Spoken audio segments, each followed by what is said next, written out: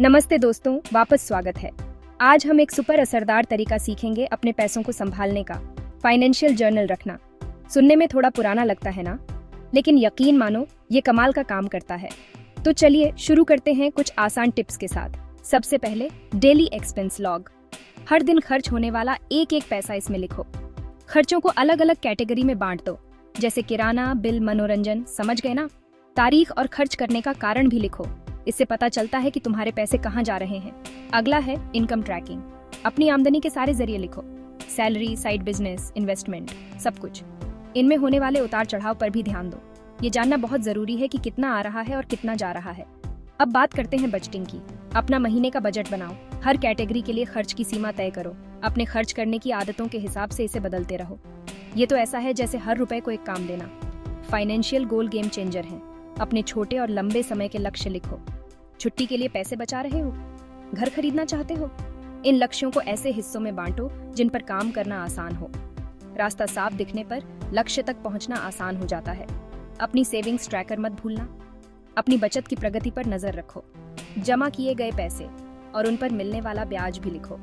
अपने खास लक्ष्य और उन तक पहुंचने के मील के पत्थर भी शामिल करो। अपनी बचत को बढ़ते हुए देखना बहुत प्रेरणादायक होता है। कर्ज मैनेजमेंट भी एक बड़ी बात है। सारे कर्ज ट्रैक करो, क्रेडिट कार्ड, लोन, सब कुछ। बकाया राशि, ब्याज दरें और भुगतान की तारीखें लिखो। कर्ज चुकाने की प्रगति और उसे कम करने की रणनीतियां भी लिखो। इससे तुम हमेशा जानते रहोगे कि तुम्हें कितना चुकाना है। इन्वेस्टमेंट किया है, अपना इन्वेस्टमेंट पोर्टफोलियो बनाओ। अपने इन्वेस्टमेंट की पूरी जानकारी लिखो। उनके प्रदर्शन और रणनीति में कोई भी बदलाव नोट करो। जानकारी रखना बहुत जरूरी है। महीने का रिव्यू बहुत जरूरी है। हर महीने अपनी फाइनेंशियल गतिविधियों पर सोचो। क्या अच्छा हुआ, क्या बेहतर किया जा सकता था।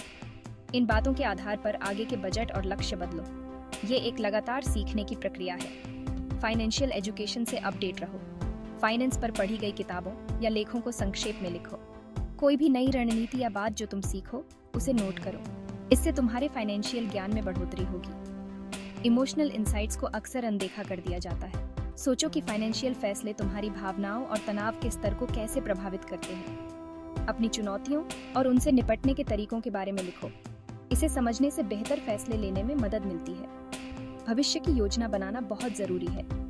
अपने भविष्य के फाइनेंशियल सपनों और योजनाओं के बारे में लिखो। इन योजनाओं को पूरा करने के लिए समय सीमा तय करो।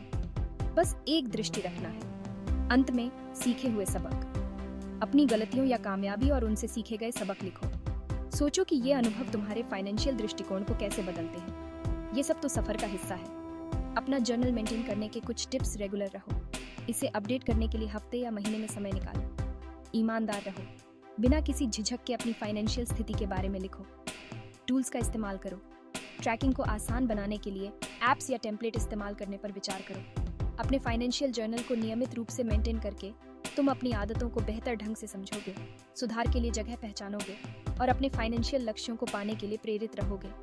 तो जल्दी से अपनी जर्नल उठाओ और शुरू हो जाओ। देखने के लिए शुक्रिया। अगर ये वीडियो आपको पसंद आया हो तो लाइक, शेयर और सब्सक्राइब करना ना भूलें। अगली बार तक फाइनेंशियली समझदार रहें।